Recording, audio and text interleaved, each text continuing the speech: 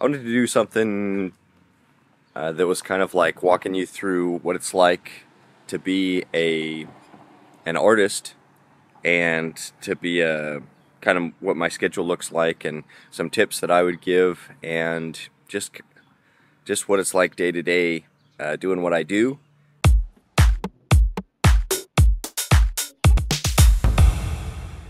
Yeah, it's going to be kind of a vlog type video.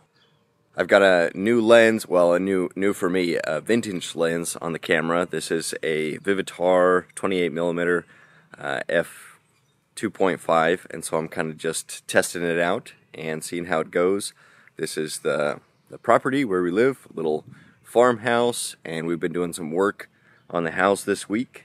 And that's one of the benefits of what I do, is that I am able to kind of pause things and work on a house project for a week, and as long as I'm up to date on the things that I'm working on, I can do that without worrying too much. Usually I try to produce one video for the Proco 3D YouTube channel or the Proco courses, online courses. Right now I'm working on the hand sculpting course, and then I try to do one video for my personal YouTube channel, and all of that is to market toward my digital products, whether that's the online courses or my ebooks. So a lot of what I do is just creating content and marketing those products.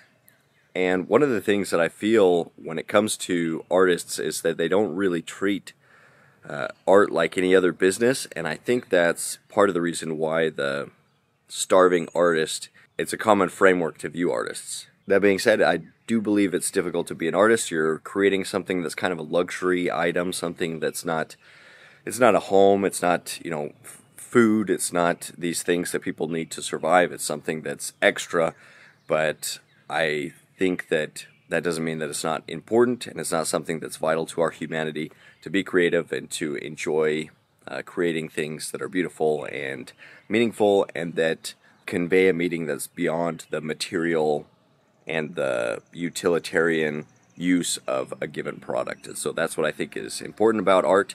So let's go ahead and I'm going to the gym, and we'll see if there's nobody there. Then sometimes I can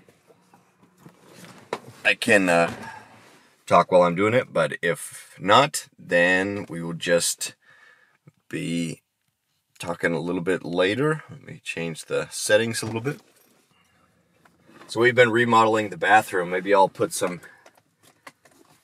shots of that so you guys can see where it's at. But that is a project, and I'm just working construction in the house is what we've been doing with my father-in-law, who's he's Mexican, doesn't speak a lot of English, and well, Mexican American. He's a citizen, but he, you see, he's 70. He's around 70, and he's just able to work, so hard. I saw a short or a reel or something talking about somebody that if you want to learn how to work hard, then go work construction, work with these construction workers, because the work is just different, and it's tough, and he's like outworking me, and I'm 30 and in pretty good shape, and I go to the gym, and and he says, oh, I haven't done much of anything for the last couple of years, and then he just goes and he just knows what he's doing. He's able to work really hard, and I have a lot of respect for that. I feel like we don't have enough respect for the builders in society. That we act like construction or electrician, sewage. We act like these are somehow inferior to jobs where people that are more intellectual or something. But if anything, I feel like the exact opposite. We could remove every single professor and instructor that like teaches professionally, all of the teachers. I feel like we could remove them from society and go back to a way of learning like before, where you just go and work with somebody that's doing the job. And I don't think the country would be that worse off. If anything, you know, it might be better. I think that education, higher education especially, has taken a turn for the worse, and it's definitely not worth what it was. But you cannot take away, you know, try taking away garbage people. You know, try taking away construction workers or people that fix the electricity to make sure that your power is running at your house. Try taking away all of those people at once, and see how things go, see how the country goes. Like, it's something that you would feel immediately, and the consequences would be so drastic. But we don't treat it like that. We act like these difficult manual manual jobs are somehow inferior. But the house that you live in, somebody built that. And do you know how to build it? Could you build it? I couldn't build my house. And it wasn't always like that. Like, we lived in a time where if you wanted something, you had to be able to build it. And so a lot of what I'm able to do and what I'm able to be as an artist is because I live in this country where I'm so grateful for all of the things that have come kind of pre-built. You know, I didn't build this country. I didn't build the house that I'm living in right now. I'm trying to remodel one of the bathrooms, but even that, I have help, and I don't know enough to do it myself. And it's like, if you live below the standards that we have now, then you're impoverished or in poverty, and then the government will step in and say, like, hey, you're too poor, here, take some, you know, living assistance, or take some food stamps or things like that. But, you know, that's so unheard of in human history. And then it's like, well, even if you're a do-it-yourselfer, you're looking up videos on YouTube of how to do it, and you didn't make those videos. So we're constantly trying to take knowledge and help from other people. And so I guess the main thing I'm trying to get to with this, and something I've been thinking about a lot lately, is just a little bit of gratitude would go a long way in our society. We're so ungrateful. So ungrateful for the people that made the standard of living that we have, that's common now, that was basically unheard of, and now it's common, and we don't realize it. We don't realize how blessed we are. So I do think it's a great time to be anything. It's a great time to be an artist, because you basically can't starve to death. Anyway, let's keep going.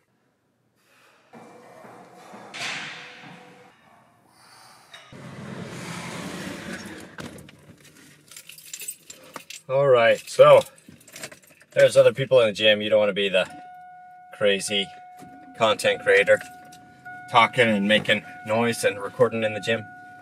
I don't even like recording when there's other people there, but I do find that recording my workouts makes me work just a little bit harder. It's hard to work out by yourself. That's something that with being self-employed, like, there's a lot of people that would be like, oh, I'd love to be self-employed. But it's difficult. It's difficult. That's why most people are not. Because there's something that's easier about having an external drive or an external push by other people or by a system, you know, a business you're a part of, or you have a boss, or, you know, there's external people that are making sure that you're being productive and doing things that are bringing value to the company or whatever you're working on. And when you're self-employed, those external pressures are somewhat released. So all of that drive, all of that motivation has to come from within. And it's just a different mindset. And I don't think it's for a lot of people, which is why I think a lot of artists struggle, because being an artist is like having your own business. You are your own business. You're your own brand. You're making your own product. You have to be able to commit to projects and finish them. That's something that I really struggle with. I've got a couple projects going right now that I just need to finish. I'd love to do some videos about them, but I'm just like at the tail end of them, and I find that I really fizzle out at the end of projects, and I just want to move on to the next thing. I'm kind of a sprinter. That's what I did in high school, was I would sprint. And, you know, I just like that mindset of just going as hard as you can for a short time and then taking a break. And so I think a lot of the projects that I do, I just get past that first sprint of starting the project, and then I slow down so much that I lose motivation to finish it. I want to finish the chessboard that I started, but it ended up being way more of a project than I expected, and I knew that I wanted to move on to making the hand sculpting course, which is what I'm working on right now. But to get the first prototype done, I just have to cast a few more pawns. I have to redo the mold for the pawn, or for every one king, you're doing 8 pawns. So the pawn mold gets used up pretty fast. So just need to redo that mold and then finish the chess set. The first chess set I plan on giving to my brother for helping out. He's coming to help out with the house renovations that we're working on this coming week. And so I don't have a lot of money, but I do have, you know, a cool one-of-a-kind chess set. Originally, I wanted that chess set to be like under 200, even under 500, but it's just so much work. I think it's going to be around $1,000. And $1,000 for a chess set is definitely a higher end thing. And that's kind of discouraging for me because I'm like, well, you know, $1,000, I wouldn't pay $1,000 for a chess set. But I guess it's not my job to say like, oh, that's way too much. Like if I charge the amount of money that'll make it worth it for me to go and make these, then nobody's going to want to buy it. But it's up to them, you know, if you just make the product and then put it up, and people that can afford it, that like that sort of thing, they'll buy it, and other people won't, and they're no worse off for seeing that there's something that they would have liked, but that it's beyond their budget. They're no worse off than they were before. I guess this video is going to be kind of a little bit rambling, a little bit going on different topics all over the place. But that's okay. It's the end of the week, and I don't have as much time to edit and script and do all that stuff. So I'm just trying to keep with the commitment of posting weekly on my channel. And I'm trying to hold myself to that standard that I've set, which is part of being your own business, being an artist, a self-employed artist. Before I go inside, I was thinking about, as I was exercising, I was thinking about that almost everything is like exercise, you know? You're doing the same thing, the same rep over and over again, maybe doing it poorly, especially at the start. But then with repetition, as you keep going and do it over and over again, you get just a little bit better. You get just a little bit stronger. And over time, you start to see those results.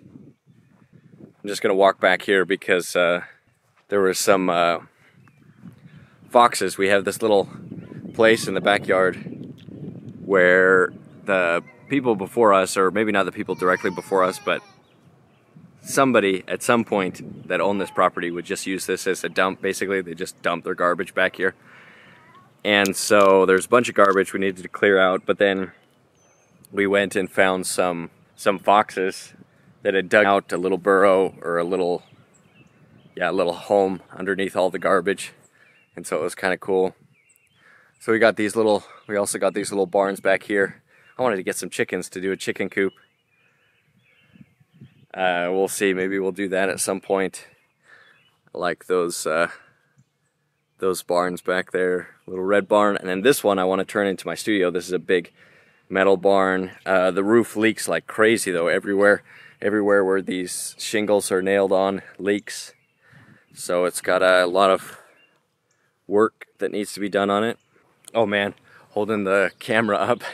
I did shoulders today, so just holding the camera up and is a little bit tiring. What was this video supposed to be about? I guess this is going to be kind of a rambling video, you know, but every video is kind of an experiment. It's like those reps, and then you just see which ones take off. Like the one that took off a couple weeks ago was about, you know, 5 visual hacks for artists you can't unsee. That one did really well, but you know, I never know what's going to do well. It's kind of different than the other content that I've done, and I did a couple more videos like it, but they didn't seem to have as much traction, so I'm just kind of still in the experiment phase. Got this little rose bush for Mother's Day. Here I am back in my home studio, and I wanted to talk a little bit about like what my schedule's like, just working as a self-employed artist, art instructor, mostly online. The majority of my income comes from the online courses, so the Figure Sculpting Fundamentals course and the Portrait Sculpting course, both at proco.com, and then I'm working on a hand sculpting course. Here's the hands that I've been sculpting for that.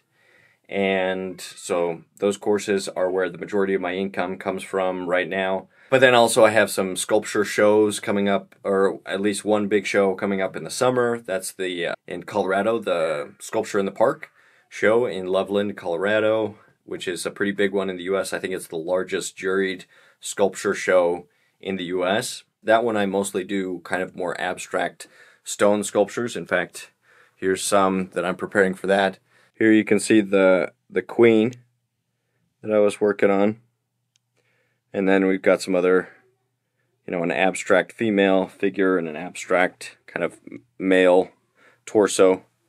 So those ones are more abstract. I also like doing abstract because it's like a gesture study. It's like when you do those quick gesture study drawings. And so I think it's also fun to do those. Those are kind of the things that I'm working on. But even this, I was saying that I struggle finishing stuff. I still need to finish sanding that queen sculpture, and I need to get a base and put it on the base. So it's like right at the end. And then I just want to move on to the next thing. So there's a bunch of things that I need to finish. Maybe this video is kind of my way of saying, like, holding myself accountable to say these are the things that I've not finished that need to get finished. I'd like to finish that sculpture and then do a video on turning a little maquette into a stone sculpture. I think that video could do well. Finish the chessboard, get those pieces done and that chess set available. I'll bring that to the sculpture show. And then because the sculpture show is kind of higher end items, I think a chessboard for $1,000 is not as much there as it would be if you're just comparing it to other chessboards online. It's kind of a different environment where people that have a little bit more resources come to find works of art. So I'm thinking that I'll bring it there and then take orders for casting it. So would I recommend being a self-employed artist? Well, probably not. I don't recommend it unless you're like so obsessed with creating art and making art, and just if you don't do it, you're just miserable. If that's you, then I'd say, you got to go for it, because anything else, you'll just be miserable. It's like painful to not be creative if you're a creative person. And so that's why when people are like, well, should I go into art or should I do something else? I'm like, if you could do something else, do something else. Because if I had invested as much time and energy and skill building into something that was more marketable and easier to profit from than my art career, like we would be making 10 times the money, because I've been working on this for 10 years and it's just been such a slow build. But if I had just, if I had worked as hard on art, on construction, just building a construction business, maybe starting out as an apprentice and then maybe getting to a point where I start my own business and hire some other people, I could easily see the amount of work that I put in a much more profitable business than selling art courses online. And I actually enjoyed, construction. I actually don't mind working with my hands, and I have a lot of respect for people that do that, as I mentioned. And so I'd say if you can do something else, probably do something else. But if you can't, then just be the best. Just be the absolute best artist you could be and go for it 100%.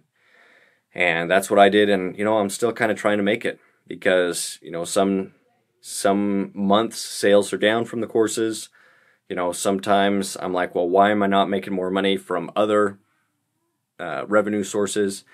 And it's just tough, but it's a grind. Will it be worth it? I don't know. We'll see. But I enjoy the journey. I enjoy working hard. I enjoy creating things that are beautiful. I think the human figure is incredible, and I am grateful to be able to do what I do, because not a lot of people throughout history would be able to have the time and ability to study art like I have, and to create works of art and to teach. I enjoy teaching. Thank you guys for watching. Any support is greatly appreciated, whether it's through my online courses, my sculpting courses, my ebooks on the male figure or the female figure, or through Patreon. Like, any support is really greatly appreciated. Thank you guys. I hope that you can stay creative and stay productive. That's what I'm trying to do. I'll see you guys in the next video.